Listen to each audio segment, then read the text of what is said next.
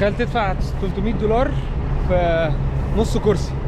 طموحاتي دلوقتي ان انا مثلا اشرب بق ميه.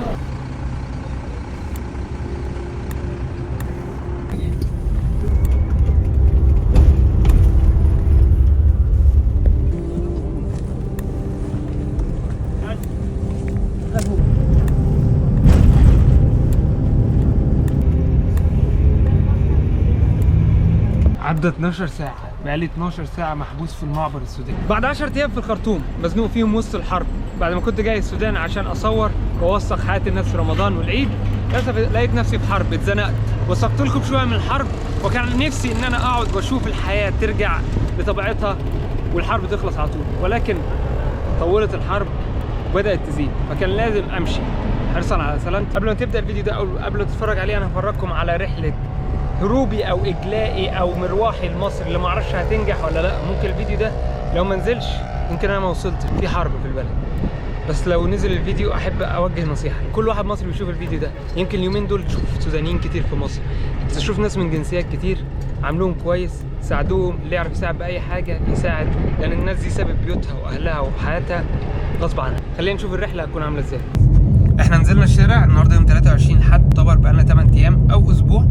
الحرب بدأت يوم الحد اللي فات، مش عارفين اي حاجة، وقرار خلاص ان احنا لازم نمشي بالبار لان الوضع بيسوق. نزلنا الشارع ندور على اتوبيسات، لان الاتوبيسات كل ما اتكلم حد يقول لك ما اعرفش، تعالى لي، الارقام ما بتردش. للاسف لازم تقفش حد بنفسه، تاخد منه ميعاد، تدفع وتروح تلم حاجتك وتتحرك على طول على مصر. وي دونت ثينك ان الوضع مستقر، لانه في قوات دعم سريع في وسط الخرطوم. صوت ضرب النار شغال حتى واحنا بنحجز اتوبيس، مفيش اي حاجه اتغيرت. المفروض ان هو في هدنه. عايزين اتوبيس. هو مفيش اتوبيس، بس انت ممكن تمشي معانا دلوقتي. 170 ما بياخدش دولار، بياخد دولار، بياخد دولار. $300 ولا تليفون ولا جيب كده؟ قال لك مفول. جيت لقيته مفول، بس لسه جاي دلوقتي. في غيره بيجي، يعني هو ده زي موقف او كده. هو ده الناس هيقول لك بكره ممكن تحجز، بكره ايه. اتوبيسات زي انتوا شايفين الناس بتتحارب عليها، كله بيحاول يطلع بعضه من السودان، الناس بتساعد بعض، ولكن الاتوبيسات تاخد ارقام مهوله، تقريبا $300، 13,000 جنيه في رحله اتوبيس. انا جاي ب 600 جنيه بس مضطرين. طبعا الاتوبيسات برضو تكلفه عاليه، البنزين مش متوفر، بس استغلال رهيب وموضوع صعب. لحد دلوقتي احنا مش عارفين هنطلع بره السودان ازاي. يعني قال لك بكره تعالوا الساعه من اول 11 الصبح اقفوا في الشارع. دلوقتي الساعه كام؟ الساعه 5، هم لسه ما اتحركوش. بيتاكدوا ان الطريق امان، انه بيحمل زياده عن حمولته. الاتوبيسات واقفه في الشارع زي ما انتم شايفين كده، واحد ورا التاني، الناس بتيجي تركب وتمشي. كان رجعنا البيت، بدأت اجهز شنطتي، الاوضه اللي انا قضيت فيها 8 ايام بتوع الحرب، اوضه صديقي مهدي اللي مش عارف من غيره كنت هعمل ايه. هنلم شنطتنا وبكره من الصبح هننزل نقف في الشارع عشان نشوف اول اتوبيس اقدر اوصل بيه مصر. ونازل وانا ما عنديش يعني اللي هو يا لا، بكره لازم اتحرك على مصر، فادعوا لي. كده ممكن نقول ضغط ساعه العمل، يعني خلاص لمينا حاجتنا وطالعين على الطريق نشوف اتوبيس. يعني انا نزلتي دي ان شاء الله مش هينفع ارجع البيت، مصر او مصر. الموضوع بقى فيه اجلاء رهيب. دول الهنود، الجاليه الهنديه، مجمعينهم في المنطقه اللي احنا قاعدين فيها عشان هيجلوهم من هنا. وصلنا موقف اتوبيسات مصر لسه مش موجوده ولا حلفه ولا اي حاجه، والناس زي الزومبي زي ما قلت لكم. للاسف كله بيجري اول ما بيشوف اتوبيس عشان يلحق يلاقي مكان، يعني محدش بقى بيحجز بالتليفون. الناس قاعده في الشوارع مترصصه مستنيه اتوبيسات تيجي تشيلها وتمشي. حاسه قعدنا كلها كده. عندك مكان واحد حلقه. طيب احنا دلوقتي في شارع 60، مفيش اتوبيسات، جينا كل الموضوع عشوائي، الناس بتجمع بعضيها وبتشوف ارقام تليفونات تطلب اتوبيسات. حطيت اسمي وقدامنا مش اقل من ساعتين 3 على ما الاتوبيس يجي.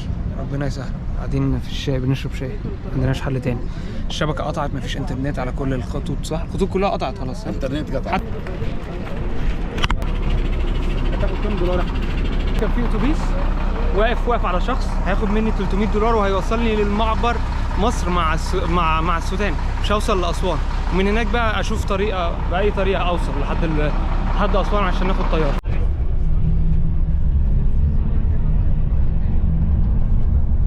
اتحركنا الحمد لله. قاعد على الكرسي اللي هنا ده، في واحد قاعد جنبي كده على الكرسي.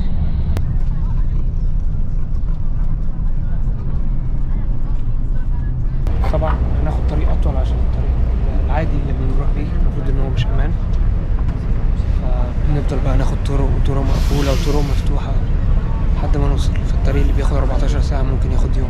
بدأنا الطريق نطلع من الخرطوم، بس في أماكن من الطريق فيها سد فيها زي حرب، فلازم نغير طريقنا، نفضل نغير طريقنا كل شوية عشان لحد ما نشوف هنطلع من الخرطوم ازاي عشان نمسك الطريق السريع. لسه ما طلعناش السريع صح؟ لسه في دخان هناك.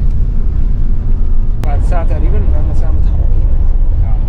ساعة تقريبا. كل شوية في تفتيش من الجيش بيطلع يتأكد إن العربية تمام، عوائل من الطرفين. ها؟ جوه الخرطوم كان أكتر دعم على الحدود الخرطوم بقى الجيش. فالحمد لله خرجنا من الخرطوم وتبدأ الرحلة بقى. مش عارفين ايه اللي هيقابلنا على الطريق، بس خير ان شاء الله. كل شوية في كمائن وتفتيش وبتمشي. طبعا كل شوية بتشوف زي دبابات وعربيات مولعة، عربيات مقلوبة، بيوت مولعة، أماكن حرب. يعني نفسيا مش كويس. حرب يعني بتعدي أماكن كان فيها ضرب نار وناس اتقتلت وناس مرمية على الأرض. منظر صعب، بس احنا في طريقنا. سفر بالطرق الداخلية عشان ما الرئيسي في الأغلب بيكون مقطوع. طبعا قعدتي قدام مخليني قاعد متوتر جدا، لان انا لا قدر الله لو في اي رصاص او اي حاجه انا في الوش، يعني مفيش امكانيه ان اي حاجه، فربنا يسترها وخلاص. اول ما بعدنا عن الخرطوم تقريبا ساعه ونص ساعتين تحس ان الحياه عاديه، الاسواق شغاله، المطاعم فاتحه، المحلات فاتحه. بص كميه الناس اللي مستنيه بقى اتوبيسات على الطريق، بيدوروا على اي مكان في اي اتوبيس فاضي، واحد او اتنين اي حاجه.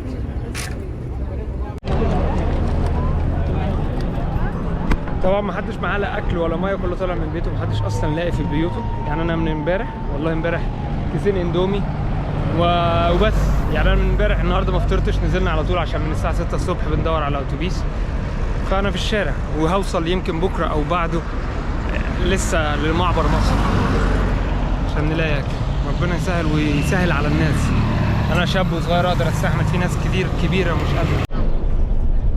بقالنا تقريبا دلوقتي قرب ال4 ساعات. طريق الخروج من الخرطوم كان فيه كمائن كتير، لكن من ساعه ما خرجنا من الخرطوم او من درمان الطريق كله امان، مفيش اي حتى تشيك بوينتس، بس كله اتوبيسات. يعني فوق ال 10 15 اتوبيس ماشيين مع بعض. ربنا يستر على المعبر. اللي شاف الفيديو اللي فات وعارف المعبر ازاي كانت زحمه، اظن المره دي هيبقى اضعاف. انا شايف ان شركه اندومي كانت المفروض تعمل لي سبونسر للسفريه دي. والله كميه الاندومي اللي اكلتها في السفريات دي. وصلنا المكان هنا بجد انا مش واكل بقالي يومين، وبيبيعوا اندومي ناشفه كلها كده زي الشيبسي. فتحايلت على الراجل ان هو يديني ميه مغليه وحطيتها في طبق وقاعد بقى على النار الهادئه زي ما بيقولوا. اي حاجه تمشي الحال لحد ما نوصل. يا تخيلوا كده لو بعد يومين ان شاء الله لو لينا عمر تاكل محشي في البيت، يا لهوي.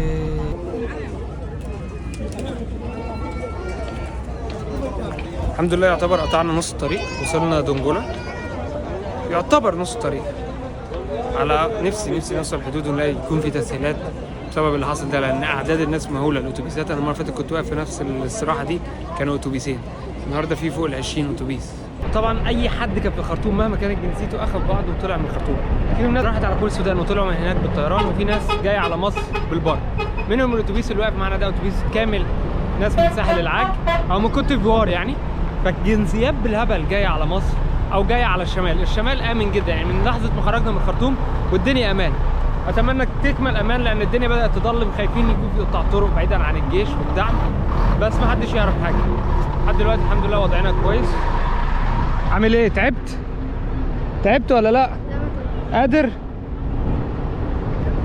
فهر من الاردن عرفنا عليه على الاتوبيس، حتى الاتوبيس بتاعنا كله اردنيين وسوريين، ناس من كل حته يعني. الطريق اللي احنا فيه ده المفروض ان هو واحد من اخطر الطرق الموجوده في السودان، لان طريق سفر رايح جاي حاره واحده ما بيشيلش بالعافيه غير اتوبيس. في العادي الاتوبيسات احنا مثلا واحنا جايين من مصر للسودان ما بتمشيش بالليل، بنركن وبنبات زي ما شفت في الفيديو اللي فات. بس المره دي عشان مضطرين، كله بيحاول يوصل للحدود باسرع وقت، الاتوبيسات كلها ماشيه. خطر لكن لازم نوصل احسن ما نقعد هنا. متعرفش يمكن بكره يقول لك قررنا نقف في الحدود او اي حاجه.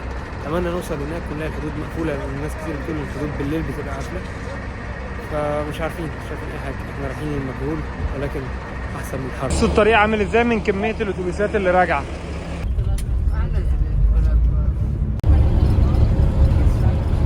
بعد 12 ساعة في الطريق او ممكن نقول 13 دلوقتي، بقى لنا 13 ساعة متحركين من الخرطوم. فاضل لنا يمكن 100 كيلو على الحدود، رايحين على الحدود ولحد دلوقتي محدش عنده معلومة مؤكدة هل مفتوحة ولا لا. الساعة 2 بالليل في نص الطريق لقينا ان الطريق سد، الاتوبيسات وقفت، فنزلنا نشوف واكتشفنا ان الطريق اتردم رملة. الطريق اللي كان حارة كنا بنتبطر عليه دلوقتي ما بقاش موجود عليه. ده المفروض الاسفلت او طريق السفر، سد طريق السفر. الناس كلها نزلت من الاتوبيس عشان نقدر نعدي من الرملة. الحمد لله عدينا. الساعة 3:30، 14 ساعة عشان نوصل الحدود. رملة، جيش، كل حاجة. وصلنا، هنروح نشوف الحدود فاتحة ولا لا. اتمنى تكون فاتحة، لو مش فاتحة يبقى دخولنا لمصر هيتأجل لما الشمس تطلع.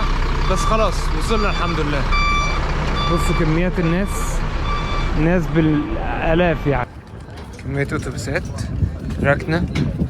اتمنى ما يكونوش مستنيين الحدود للصبح، او على الاقل يكونوا فاتحين الدخول على الرجلين وسايبين العربيات للصبح. وصلت المعبر فاتح، بس بتوع الجوازات نايمين. في ناس بتقول هيصحوا كمان ساعة، نص ساعة، ساعتين، وبعد كده نشوف هنروح فين. يعني تخيلوا مع الاعداد المهولة دي، انا اتوقع فوق ال 50,000 واحد، 100,000 بني ادم، الناس نايمة ومش بيحاولوا يخلصوا. الموضوع هياخد وقت كتير قوي، بس الحمد لله يعني خلص على بعض خطوات من ارض الوطن. النهار بدأ يطلع، الساعة دلوقتي 5 الصبح. احنا وصلنا هنا تقريبا الساعة 3:30. محدش عارف الحدود هتفتح امتى. في ناس بتقولك الساعة 6 الصبح، ناس بتقولك الساعة 12 الظهر، ناس بتقول الساعة 11. في أكتر من 500 باص لو ما كانش أكتر. في أكتر من 50,000 بني آدم في الحدود. الناس قاعدة بأطفال وشيل وكل حاجة، مستنيين الناس تحن عليهم ويفتحوا لهم الحدود في وسط الحر. حاليا الوضع بقى صعب قوي، بقالنا في الحدود 5 ساعات. الساعة دلوقتي بقت 8، واصلين هنا الساعة 3. قالوا لنا الكهرباء قطعت عشان كده مش عارفين نمشي جوازات السفر، بس هم قافلين. حتى لو الكهرباء مش قطعت دلوقتي، ولا في كهرباء ولا ميه ولا نور ولا اكل ولا اي حاجه، وقاعدين كده وخلاص. مش عارف قاعد بعمل ايه.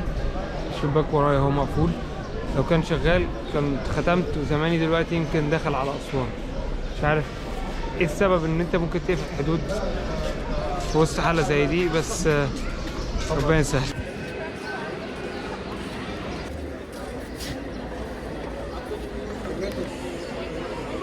انا خلاص كده والله فقدت الامل والشغف وكل حاجه. اضطريت اطلع حاجه من الشنطه معايا عشان اعرف اقعد، لا في كراسي ولا قاعده ولا في اي حاجه.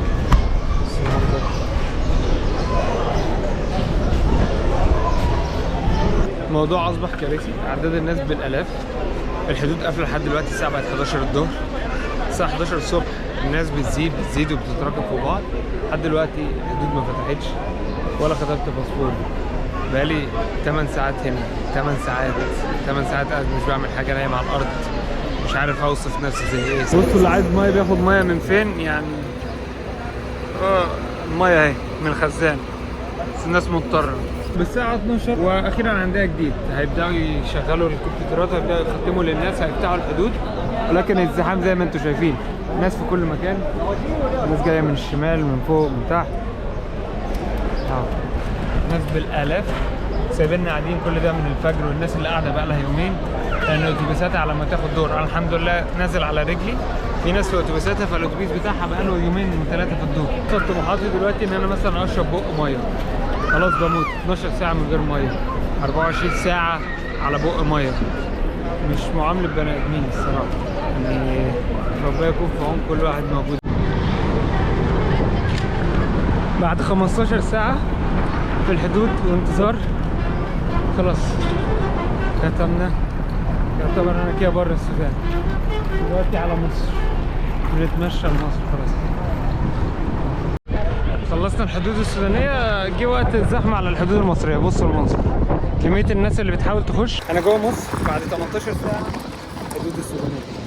وصلنا مصر، احنا في الحدود المصريه. الحمد لله الواحد حاسس ان هو رجع بلده. احساس جميل لاول مره يعني. ابقى حاسس ان انا يلا عايز اوصل مصر.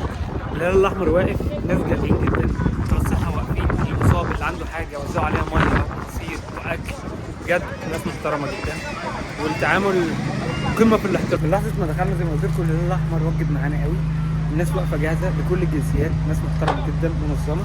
ادوني فوطه ووايبس ومعجون سنان ومكنه حلاقه وديتول ومناديل، وليه خص شخص وشك واستحمى كده وروق، وهنظبط لك عربيه لان احنا جايين الباص نزلنا في السودان ومعديين على رجلينا. كل حاجه كانت منظمه الصراحه في الحدود المصريه. الدخول ما كانش اسهل حاجه، كان زحمه، بس لحظه ما دخلنا الحدود المصريه صراحه الناس يعني مقصره.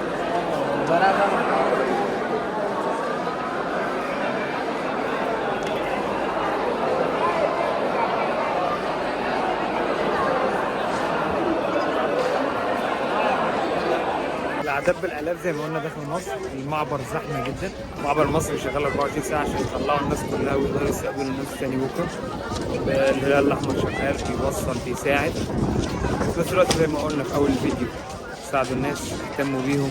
السودانيين مغصوبين على اللي هم كده 24 ساعه في الحدود ما بين مصر والسودان، 24 ساعه في مكان قد كده. كل ده عشان نشوف باسبورات هنا وهناك، ولسه ما استلمتش باسبوري. عدى 24 ساعه. انتهت الرحله او ما انتهتش، احنا لسه قدامنا 4 ساعات لاسوان ويومين في اسوان مش لاقي طياره. انتهى العناء والعذاب اللي اتعذبناه واللي الناس كتير اتعذبته واتبهدلته. فيديو كان على طبيعته خالص، عشنا الرحله والتجربه مع بعض. فيديو اتبهدلت فيه، يمكن ده اكتر حاجه تعبت فيها في حياتي. 24 ساعه من غير نوم، 48 ساعه من غير نوم، 3 ايام من غير اكل، 24 ساعه بس في الحدود المصريه السودانيه، بس في الحدود. بس كله كويس الحمد لله. اتعلمت درس كبير قوي، وحسيت بمعاناه ناس كتير قوي. اخواتنا اللاجئين مثلا السوريين عاشوا ده بالنسبه لهم كلام فارغ. يمكن انت النهارده مش في المأساة دي، بكره ما تعرفش هتبقى في ايه. فاوعى تيجي على حد او تنسى اللي عاشوا غيرك، عشان ممكن تكون انت في يوم من الايام. شكرا على السودان الطيبين اللي ما قصروش في اي حاجه حتى وقت الازمه، وان شاء الله نشوفكم على خير. شكرا لكم، اشوفكم فيديو جديد.